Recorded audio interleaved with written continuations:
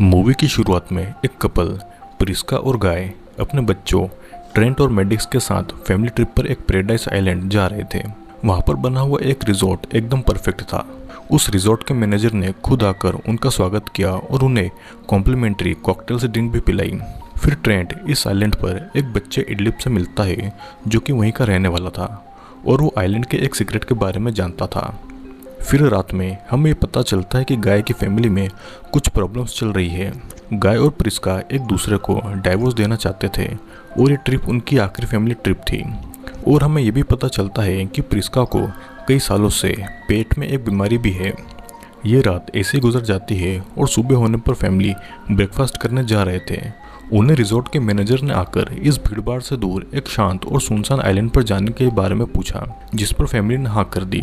और अचानक से वहाँ पर एक औरत पेट्रिका को मिर्गी का दौरा पड़ने लगा। उसका बॉयफ्रेंड जेरान जो कि एक नर्स था, फिर वहाँ पर एक लड़का चार्ल्स जो कि डॉक्टर भी था, वो दोनों वहाँ पर आकर उसकी मदद करते हैं। डॉक्टर चार्ल्स और उसकी वाइफ क्रिस्टल और उसके बच्चे कारा और एग्नेस को भी गाय की फैमिली के साथ में उसे शांत आइलैंड पर ले जाया जा रहा था। ये आइलैंड एक गुफा को पार करने के बाद में आता है, तो उनका ग्रुप पैदल पैदल थोड़ी देर में वहां पर पहुंच गया। इस सुनसान आइलैंड पर पहुंचने पर सभी को एक बहुत ज्यादा खूबसूरत नज़ारा देखने को मिला, लेकिन वहां पर बनी इतनी बड़ी पत्थरों की दीवार से वो थोड़ा सा डर गए थे। ग्रुप को वहां पर एक आदमी सेडान दिखाई देता है जो कि एक फेमस रैपर था और उस आइलैंड पर खेलते समय मैडिक्स और ट्रेंट को उस बीच पर जंग लगे हुए चाकू और खिलौने मिलते हैं, लेकिन प्रिस्का उन्हें इन चीज़ों से दूर रहने को कहकर उन पर ध्यान नहीं देती है। ग्रुप का वेकेशन अचानक ट्रेजेडी में बदल जाता है जब उन्हें पानी में तैरती हुई एक लाश मिलती है। वो लाश सेडान की गर्लफ्रेंड की थी जो कि ग्रुप के आने से पहले यहाँ पर स्विमिंग कर रही थी। ग्रुप को समझ नहीं आ रहा था कि यहाँ पर क्या हो रहा है, तो चार्ल्स ने सेडान पर अपनी गर्लफ्रेंड को मारने का इल्ज़ाम लगाना शुरू कर दिया क्योंकि सेडान की नाक में से लगातार खून निकल रहा था। फिर कुछ देर के बाद में जेरान और पेट्रिका भी बीच पर आ गए और उन्हें इन सब बातों के बारे में पता चला। सभी ने मिलकर वापस रिजॉर्ट जाने का फैसला किया क्योंकि यहाँ के हालात किसी को ठीक नहीं लग रहे थे। और फिर जेरान गुफा में रास्ता ढूंढने निकला, लेकिन थोड़ा अंदर जाते ही उसे चक्कर आने लग गए और वो वहीं पर बेहोश हो गया। उसने सभी को बताया कि वो जिस रास्ते से यहाँ पर आए थे वहाँ से बाहर जाना अब नामुमकिन है। फिर कुछ देर के बाद में चार्ल्स की मॉम की बिना किसी वजह से अचानक से मौत हो गई और इतने में प्रिस्का ने गाय के पास आकर बताया कि उनके बच्चों में कुछ अजीब सा हो रहा है और गाय को जल्दी चलकर उन्हें देखने को कहा।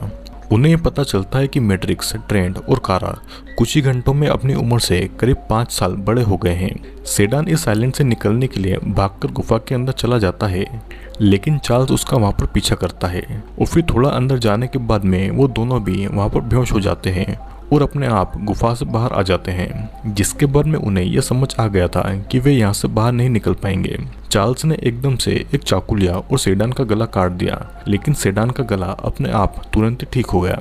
फिर जेरान ने सलाह दी कि किसी को पानी में तैरकर आइलैंड की दूसरी तरफ पहुंचना होगा ताकि वो बाकी लोगों को भी बचा सके, लेकिन कोई भी समंदर को पार करके अपनी जान खतरे में नहीं डालना चाहता था, तो सबने उसकी बात टाल दी। फिर ग्रुप ने एक मीटिंग रखी जिसमें पेट्रिशिया ने कहा कि बच्चों में शायद कोई वायरस है जिसके कारण वो इतनी जल्दी जल्दी बड़े हो रहे हैं। पेट्रिशिया ने आगे ये भी कहा कि उसके पेट में एक ट्यूमर है जो कि अभी बस 3 सेंटीमीटर का है, पर जेरान ने देखकर बताया कि उसका ट्यूमर एक बॉल की साइज के जितना बड़ा हो चुका है, जिसे देखकर पेट्रिका को चक्कर आने लगे। जेरान ने देखा कि उसका ट्यूमर बढ़ते जा रहा था, जिससे उन्हें समझ आ गया था कि ये आइलैंड सिर्फ उम्र नहीं बढ़ाता बल्कि लोगों की बीमारियां भी तेजी से बढ़ाता है। प्रिस्का को बचाने के लिए चार्ल्स से कहता है कि वो उसकी सर्जरी कर सकता है क्योंकि उन्हें यहाँ पर पता चल गया था कि इस आइलैंड पर किसी भी घाव को जल्दी से ठीक कर दिया जा सकता है। फिर कुछ देर के बाद में चार्ल्स ने प्रिस्का के पेट से उस ट्यूमर को निकाल दिया और प्रिस्का को भी जल्दी होश आ गया। यहाँ पर सेडान ने अपनी गर्लफ्रेंड की लाश के पास आकर देखा कि उसकी गर्लफ्रेंड की लाश सिर्फ 3 घंटों में पूरी तरह से सड़कर गल चुकी है और ऐसा होना बहुत ही ज्यादा डरावनी बात है। फिर जेसन सभी को बताता है कि उनके बाल और नाखून उतनी तेजी से नहीं बढ़ रहे हैं क्योंकि उनके सेल्स डेड होते हैं और ये आइलैंड सिर्फ जिंदा सेल्स को ही बड़ा करता है। सेडान ने भी सभी को ये बताया कि इस आइलैंड पर 1 घंटा मतलब कि बाहर की दुनिया के 2 सालों के बराबर है, जिसका मतलब वो एक दिन में करीब 15 साल बड़े हो जाएंगे। फिर ट्रेंट और कारा ने एक टेंट में जाकर रोमांस करना शुरू कर दिया, जिससे कि कारा प्रेग्नेंट हो गई और कुछ ही मिनटों में उसने एक बच्चे को भी जन्म दे दिया। क्योंकि यहाँ पर सब कुछ जल्दी जल्दी हो रहा था, लेकिन वो बच्चा मर गया क्योंकि वो आइलैंड के कारण वो बहुत तेज़ी से बड़ा हो रहा था और उसकी बॉडी ये बिल्कुल भी झेल नहीं पाई। यहाँ के हालत और बिगड़ने लगे थे जब चार्ल्स की बीमारी के चलते उसका गुस्सा बढ़ता गया और उसने सेडान को गुस्से में जान से मार दिया।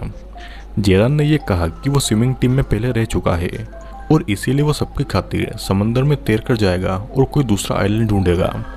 गाय को समझ आने लगा था कि उन सभी को यहाँ पर जानबूझकर लाया गया है क्योंकि उन सब में एक कॉमन बात है जो कि उनकी बीमारियाँ थी। फिर कुछ देर के बाद में मेडिक्स को स्विमिंग करते करते जेरान की लाश मिली जो कि आइलैंड की तलाश में निकला था और पानी में वो डूबकर मर गया था। कारा भी यहाँ पर पत्थरों पर चढ़कर आइलैंड की दूसरी तरफ जाना चाह रही थी, लेकिन पहाड़ पर थोड़ा ऊपर पहुंचकर उसे चक्कर आने लगे और पत्थरों से गिरकर मारी गई। पेट्रिशिया को भी फिर से मिर्गी का दौरा पड़ने लगा था और वो तुरंत मर गई और अब इस आइलैंड की ट्रेजेडी चलती जा रही थी। प्रिस्का को अपने एक कान में बहुत सारी आवाज़ें सुनाई देने लगी और गाय की आंखों की रोशनी धीरे धीरे कम होती जा रही थी।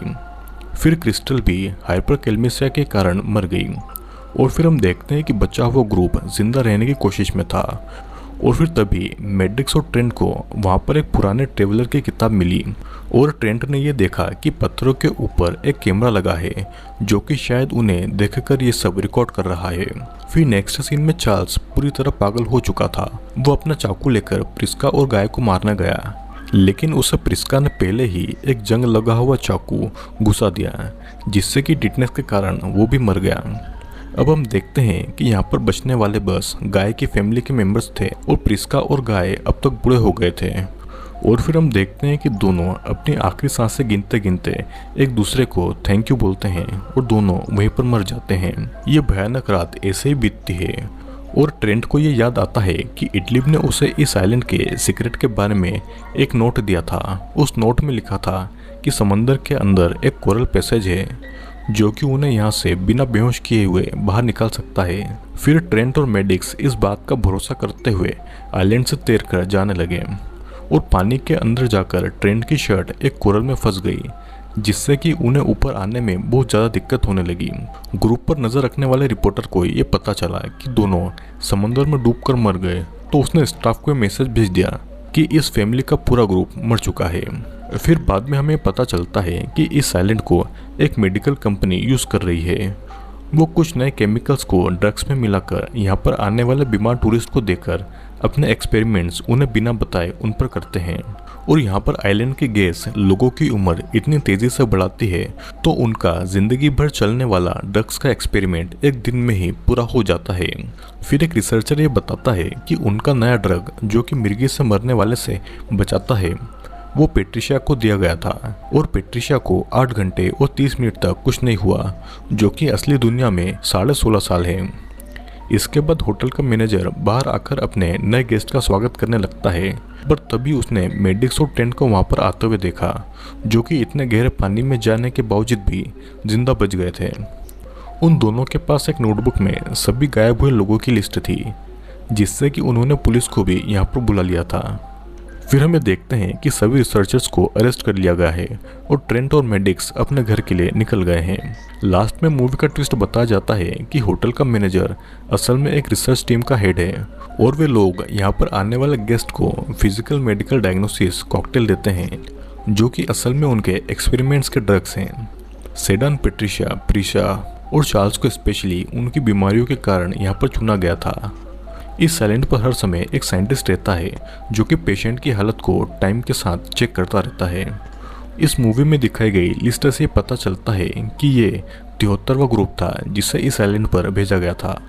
मतलब कि ये लोग अभी तक 73 एक्सपेरिमेंट्स कर चुके हैं जो कि इस आइलैंड के हिसाब से बस 2 महीने हैं। और इसी के साथ ये मूवी यहीं पर एंड